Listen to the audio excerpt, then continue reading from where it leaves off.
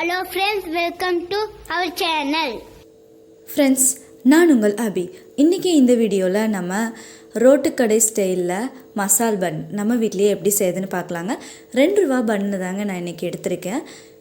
இந்த பன் இருந்தால் போதும், ரொம்ப ரொம்ப சூப்பராக நம்ம ஒரு ஸ்நாக் இல்லை பிரேக்ஃபாஸ்ட் டின்னர் ரெசிபியாக கூட இதை சாப்பிட்றலாம். அவ்வளோ ஒரு பர்ஃபெக்டான டேஸ்ட்டாக இருக்கும். இனிமேல் மசால் பன் வாங்குறதுக்கு நம்ம கடைகளுக்கெல்லாம் போக வேண்டாங்க, நம்ம வீட்லேயே டக்குன்னு செஞ்சு முடிச்சிடலாம். இது கடையில் வாங்கின மாதிரி அதே டேஸ்ட்டில் இருக்கும்.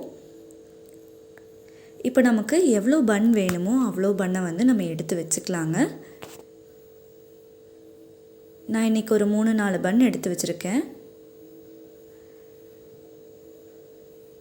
இப்போது அடுப்பில் ஒரு பேன் வச்சுட்டு அதில் கொஞ்சோண்டு வெண்ணெய் சேர்த்துக்கோங்க. நம்ம வீட்டில் செஞ்ச பட்டர் தான் நான் இன்றைக்கி யூஸ் பண்ணியிருக்கேங்க. இது எப்படி செஞ்சோம் அப்படிங்கிறதுக்கான லிங்க்கை நான் டிஸ்கிரிப்ஷனில் கொடுத்துட்றேன். கூடவே கசூரி மேத்தியும் கொஞ்சம் சேர்த்துக்கோங்க. கசூரி மேத்தியும் நம்ம வீட்டில் செஞ்சதாக யூஸ் பண்ணியிருக்கோம். அதுக்கான லிங்க்கையும் நான் டிஸ்கிரிப்ஷனில் கொடுத்துட்றேன், வேணும்னா பார்த்து யூஸ் பண்ணிக்கோங்க. இப்போது அடுத்ததான் ஒரு 4 பல் பூண்டு எடுத்து சின்ன சின்னதாக கட் பண்ணிவிட்டு அதையும் உள்ளார சேர்த்துக்கோங்க. சேர்த்துட்டு நல்லா மிக்ஸ் பண்ணி விடுங்க. நம்ம சேர்த்துருக்க வெண்ணெயில் பூண்டு நல்லா வதங்கி கிடைக்கட்டும்.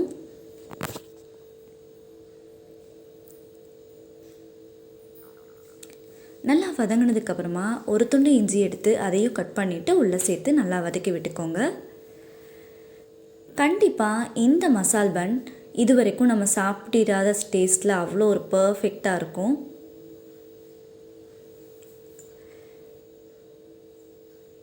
நெக்ஸ்ட்டு இதில் கட் பண்ணி வச்சுருக்கிற பெரிய வெங்காயம் அதையும் உள்ளே சேர்த்துட்டு நல்லா வதக்கி விடுங்க. நான் இன்றைக்கி ஒரு பெரிய வெங்காயம் சின்ன சின்னதாக கட் பண்ணிவிட்டு உள்ளே சேர்த்துருக்குறேங்க.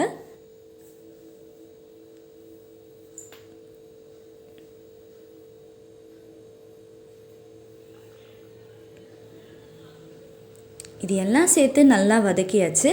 அடுத்ததாக தக்காளி பழம் உள்ளார சேர்த்துக்கலாங்க. நான் இன்றைக்கி ஒரு 4 தக்காளி பழத்தை எடுத்து சின்ன சின்னதாக கட் பண்ணிவிட்டு அதையும் உள்ளே சேர்த்து வதக்குறேன். நம்ம வீட்டில் ஒரே மாதிரி டின்னர் அண்ட் பிரேக்ஃபாஸ்ட் செஞ்சு போர் அடிச்சிருக்கிற சமயத்துலையோ இல்லை ஒரே மாதிரி ஸ்நாக்ஸ் செஞ்சு சாப்பிட்டு போர் அடிச்சிருக்கிற சமயத்துலலாம் இந்த மாதிரி நீங்கள் ட்ரை பண்ணி பாருங்கள். கம்மியான பொருளை வச்சு செய்யக்கூடிய ஒரு பர்ஃபெக்டான ரெசிபியாக இது இருக்கும்.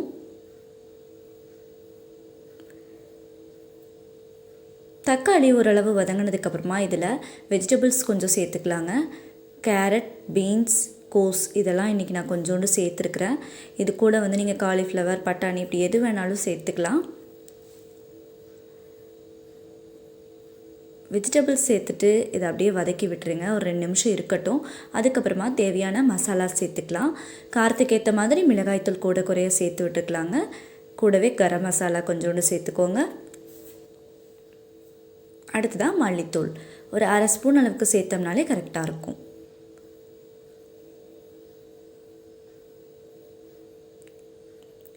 கொஞ்சோண்டு உப்பு சேர்த்துக்கோங்க. இது எல்லாமே சேர்த்ததுக்கப்புறமா மிக்ஸ் பண்ணி விட்டுருங்க.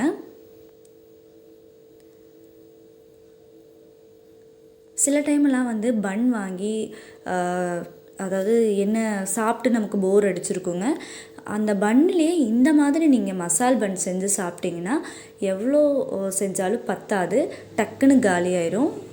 ரொம்ப ரொம்ப டேஸ்ட்டாகவும் இருக்குங்க. இப்போ பாருங்கள், இது நல்லா வதங்கிடுச்சு.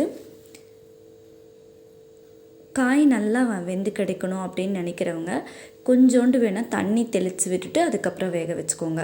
அதுக்கப்புறம் இந்த மாதிரி கரண்டி வச்சு நல்லா லைட் குத்தி விட்டுக்கோங்க. பெரிய பெரிய பீசஸாக இருந்துச்சுன்னா நல்லா சின்னதாக இந்த மாதிரி உடஞ்சிரும்.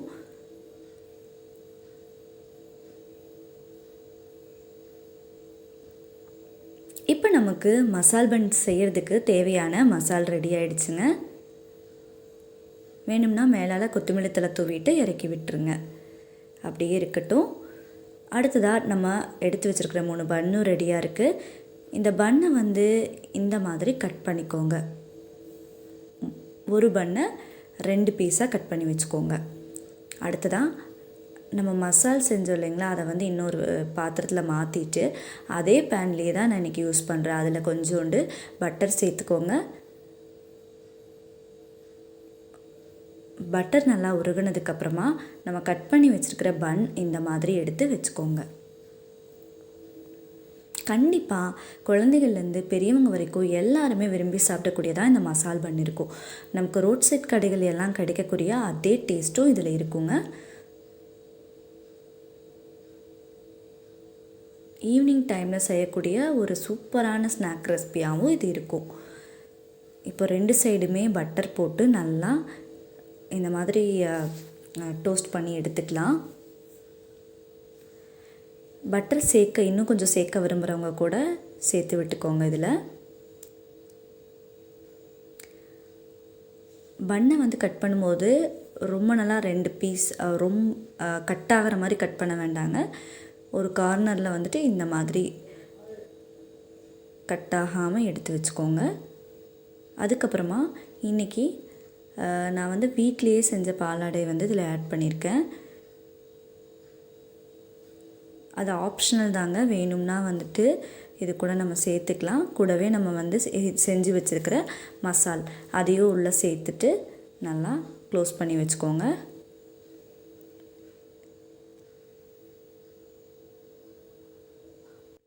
இப்போ இன்னொரு பன்னும் எடுத்துகிட்டு அதில் வேணும்னா கொஞ்சோண்டு சீஸ் ஆட் பண்ணிக்கோங்க. ஆட் பண்ணிவிட்டு தேவையான அளவு மசால் எடுத்து அதில் வச்சுட்டு அப்படியே அந்த பன்னையும் க்ளோஸ் பண்ணிக்கோங்க. பன்னு 2ஆக கட் ஆகிற மாதிரி எடுத்திங்கன்னா சில டைமில் அப்படியே பிஞ்சு வந்துடும். அதனால் ஒரு சைட் ஃபுல்லாக கட் ஆகாமல் இருக்கிற மாதிரி எடுத்துக்கிட்டிங்கன்னா கரெக்டாக இருக்கும். இப்போ நமக்கு ரொம்ப ரொம்ப அருமையான மசால் பன் ரெடி ஆகிடுச்சுங்க. இதை அப்படியே சாப்பிட்ற வேண்டியதான். பார்த்தீங்கனாலே தெரியும் எவ்வளோ சூப்பராக வந்திருக்குன்னு. இது சாப்பிடும்போது அவ்வளோ ஒரு பர்ஃபெக்டான டேஸ்ட்டாக இருந்துச்சுங்க. பன்னு பிடிக்காதுன்னு சொல்கிறவங்க கூட ரொம்ப ரொம்ப விரும்பி சாப்பிடுவாங்க. அந்த மாதிரி இது அவ்வளோ ஒரு சூப்பரான டேஸ்ட்டாக இருந்துச்சு. கண்டிப்பாக பன் வீட்டில் இருக்குது அப்படின்னா நீங்களும் இதை மறக்காமல் ட்ரை பண்ணி பாருங்கள். ட்ரை பண்ணி பார்த்துட்டு எப்படி இருந்துச்சு அப்படிங்கிறத மறக்காமல் எனக்கு கமெண்ட் பண்ணுங்கள். இன்னும் ஒரு புதுமையான ரெசிபியோட அடுத்த வீடியோவில் நான் உங்களை சந்திக்கிறேன். அதுவரை என்றும் இணைந்திருங்கள். நான் உங்கள் அபி. இந்த வீடியோ பிடிச்சா லைக் பண்ணுங்க, ஷேர் பண்ணுங்க, கமெண்ட் பண்ணுங்க.